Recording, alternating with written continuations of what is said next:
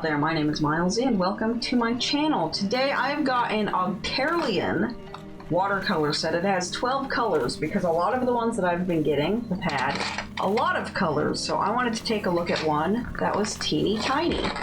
And let's try to get into it. So it comes with a little itty bitty water brush that's like half the size and is probably going to be very awkward to hold on to, but at least it fits with your case. The top is very crispy. Very crispy. Okay. So we've got this really nice little metal case. On the back it has this thing for holding on to. I always find them really awkward to do though, because there's never a really good way to hold on to it. It doesn't really want to sit in your hand very well, so we're going to ignore that. It has the mixing pans. Oh, that's why it was rattling. The pans all came out. Okay, well, as you can see, like a lot of the other ones we've looked at, it does have these little replaceable pans, so we can pop them back in here where they go. Come on, you.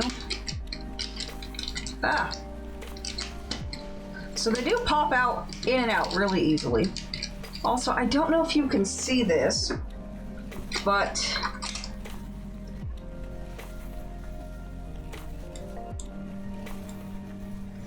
they're very dirty. And I'm not really sure what that is all about.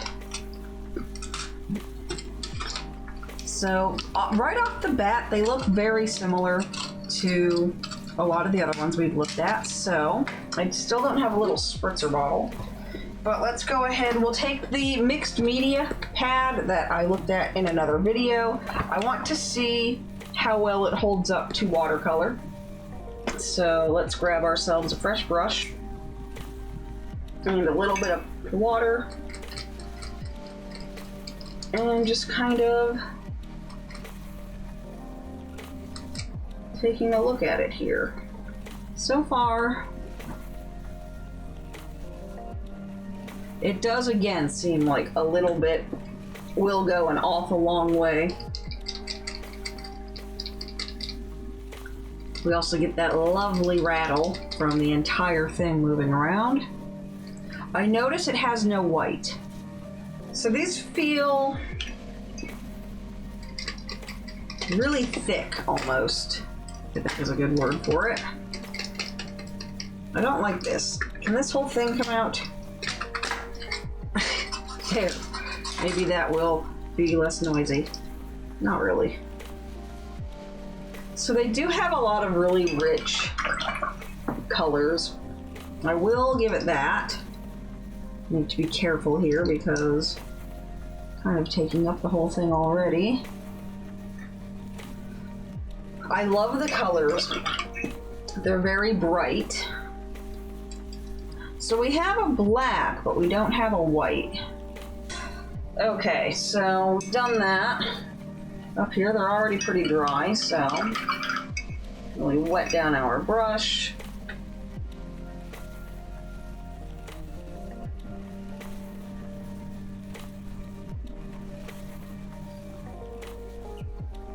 Seems like it takes a little bit of work,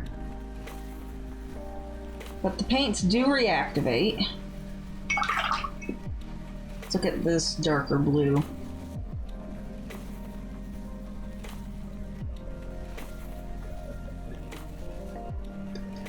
So they do reactivate, and they do blend really nicely. Look at that. Okay. Interesting. So we've got ourselves a fun little set that we can play with. And so far, I'm going to say that nothing bled through. So this just might be able, maybe not perfectly, but this just might be able to handle some light watercolors as well. These are the, where did I put the other one? I had a set of two. I've already misplaced the other one. But these are just these little 50 sheet mixed media notebooks. I'm not going, or sketchbooks, art books, whatever you want to call them. I'm not going to be using them for swatching. I just wanted to see how they hold up, and so far I'd say that's pretty good. But let's go ahead and see what we can do with 12 colors of watercolor paints. So I don't do a whole lot of watercolor to begin with, so don't really expect anything too amazing from this piece. Also, I am aware that the camera is flickering. I'm trying to use a new one because trying to get the video off of my phone takes about 2 days. The new one, unfortunately, isn't very better, so I'm not really sure where I'm going to go, if I might just keep using my phone or what, but I think it does calm down a little bit once I actually start painting. So I've done these kind of out of order. I know at the beginning I said that we have looked at a lot of paints, which I have. They just haven't gone up yet because I haven't had a whole lot of time to devote myself to doing bigger pieces, especially when I'm not that comfortable with watercolor to begin with. But I got these little mixed media sketchbooks. I'm not sure what they are because they're for mixed media, so they're not really sketchbooks. But I got these things and thought that it would be kind of fun to try them out on a variety of different types of paints. So I did this watercolor one, and then I did an acrylic one that you will also be seeing at some point as well. And as for the books, they're decent. They didn't really hold up to the watercolor too well, though. They even didn't really hold up to the acrylic that well, unfortunately. By the time I got to the end on this one, I was having a really big problem with the paper kind of falling apart, and it just couldn't handle all of the extra water and paint on it. So toward the end it started to get really muddy and not very nice. But the paints themselves, they are a little different from a lot of the other watercolors that I've tried, which you guys haven't seen yet because these videos are all kinds of out of order. But these ones felt really thick. Even when I was watering them down a lot, they still felt really thick.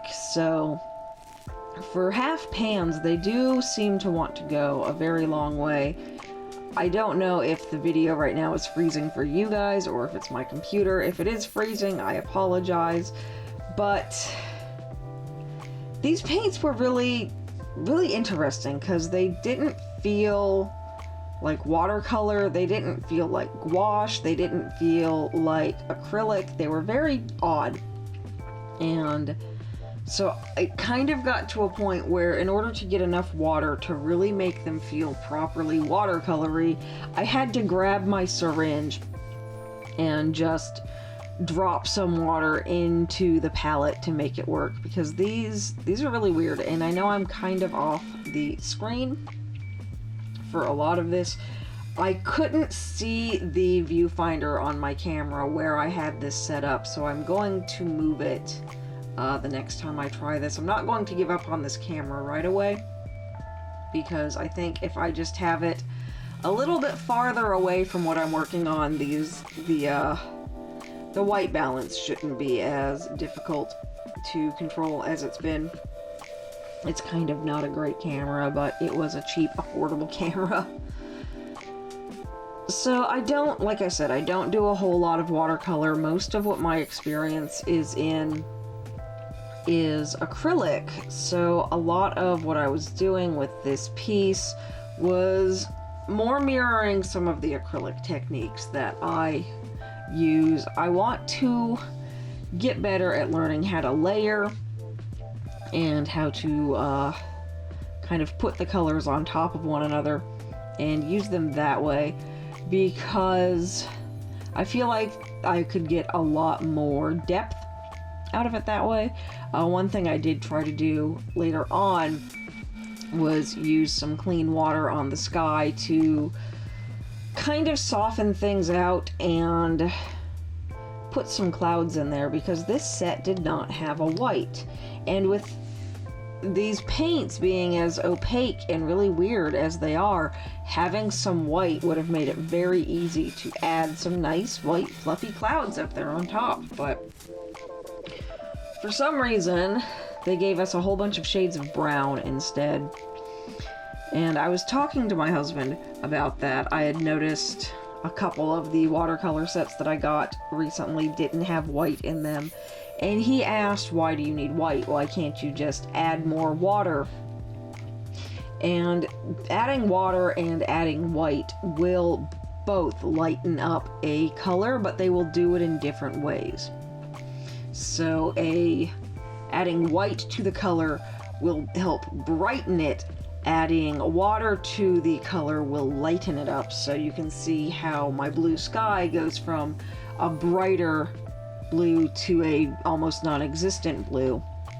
Whereas if you add white to that, it would get lighter as you go down, but it would also get a little bit brighter. It's kind of hard to explain without having it right here to show. So next time I use a set that does have some white, I will be sure to definitely use some of that. And here I was trying to use the water. The paint does reactivate really nicely, but I was just having problems getting it to do what I want it to do, because I'm sure you can see those little dark specks that have appeared in the sky. That was the paper starting to fall apart, so I gave up on that, what I was trying to do, pretty quickly, because I did not want to tear a hole through the paper.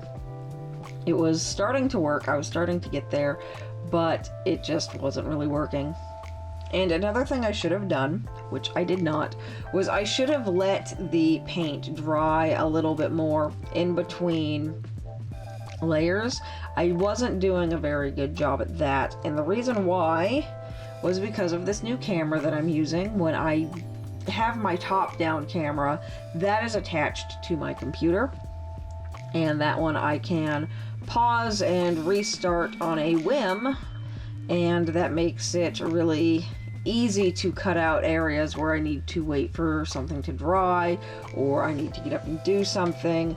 It does also cause problems because sometimes I forget to unpause it, and I didn't want to do that because the other new camera that I have doesn't have the ability to pause recordings. It is just a standalone camera.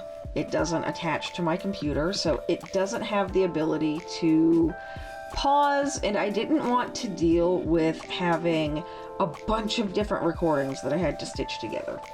And unfortunately, I did not realize until today when I came out to edit these that the camera only records in 10-minute increments, which is really annoying since it only records about an hour and a half at a time anyway.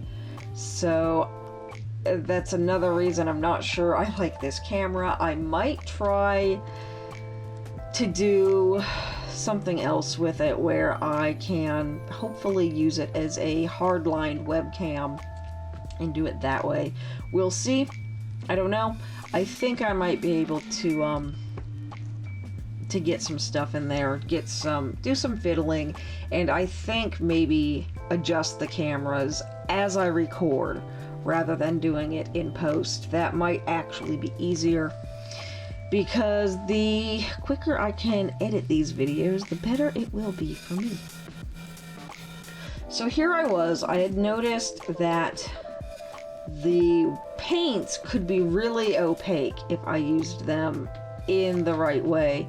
So I was kind of trying to do some acrylic techniques with it, which were working really well where the paper was dry, but because it was a mixed media paper and not a watercolor paper, even taped down, it was already kind of starting to buckle, so the water in the paints would pool in certain areas, and it just was not behaving very well. So certain areas of the canvas were drying much more quickly than other areas. So you'll get these, or I got these little areas you can see over on the left where my grass was just kind of blooming out, and I got that back in my foothills as well, a bunch where they just weren't really behaving all that super great.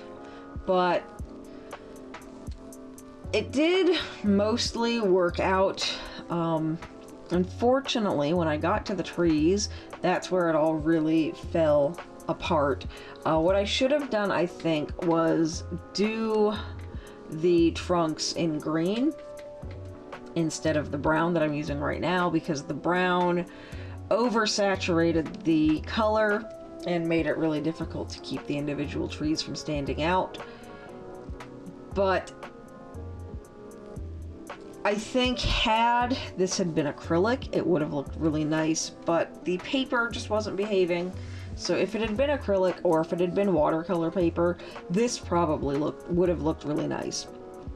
But it is what it is, and there's really no going back to change it now, but a lot was learned both about the paints themselves and about the notebook. And I talked about in my big 300-page sketchbook that part of what I want to do with that is kind of learn some new techniques, figure out where I'm failing, figure out where I'm falling down, and try to improve those areas. And one of the things that I really want to get better at, not necessarily this year, because I don't have any specific plans for these other notebooks that I got, sketchbooks, whatever you call them. I don't have any specific plans for these, but I do want to get better at my watercolor technique, and I want to get better with some acrylic technique as well. I want to learn some different styles with that. Now with this, I thought initially I would use a fan, but unfortunately I only have a great big fan. I don't have any really small ones, so instead I've grabbed an angle, which worked out really well. And the left side of this piece turned out really nice. I really liked how it turned out. But the right side was still really wet. At this point, the left had had a good chance to dry, and now it was the right that was really wet. So that kept causing a lot of problems for the paint, for the trees. But it definitely needed something, I think, to frame that lake. It was very open, and there wasn't a whole lot going on, so I'd kind of committed to the trees at that point. And the first two turned out really good, and then because I hadn't been letting it dry, it just wasn't great. So I think I'm going to attempt to do some other things, try to convince it to behave, and see where we can go from there, because it's a little bit not awesome how this turned out, and that was mainly because I was trying to avoid something that turned out to be inevitable with the camera. But despite all of the issues that I had with the paper and with the paints not quite behaving as I expected them to, I do really like how this piece turned out. With everything going on lately, I just wanted something nice and pretty and not on fire and full of smoke and ash and everything else. So kind of just went a little bit Bob Ross with this page. And I wanted to, at one point, go in with my gel pen and kind of fix up some areas. And then I just completely forgot. I think by the time I noticed that the trees were just not going to behave, and I didn't have any paper towel back here because we're perpetually out, and my paper towels are always getting stolen for the kitchen, I just kind of gave up. So I added some little pink flowers instead to add a little bit more color to it, and just decided that this was probably going to be where it ended. But it was a lot of fun. I want to definitely do more with watercolor. I really like doing these landscape pieces. There's just something really relaxing and fun about them. And they come together really quickly. I think there's definitely a reason why people like watching Bob Ross videos, because there is something just nice and calming and relaxing about them. So I might be doing more in the future. But as always, I will be putting an affiliate link to this paint set down in the description below if you want to check it out yourself. There is also an Amazon store listed down there as well that has a lot of my favorite items that I use personally and other things that I have checked out on this channel as well. So if you want to go check those out, that does really help me. It doesn't cost you anything else to use them, but Amazon does throw me a few cents for each time those affiliate links are used. But thank you so much for watching. Thank you for liking, commenting, subscribing, all that fun stuff, and I will see you next time. Bye!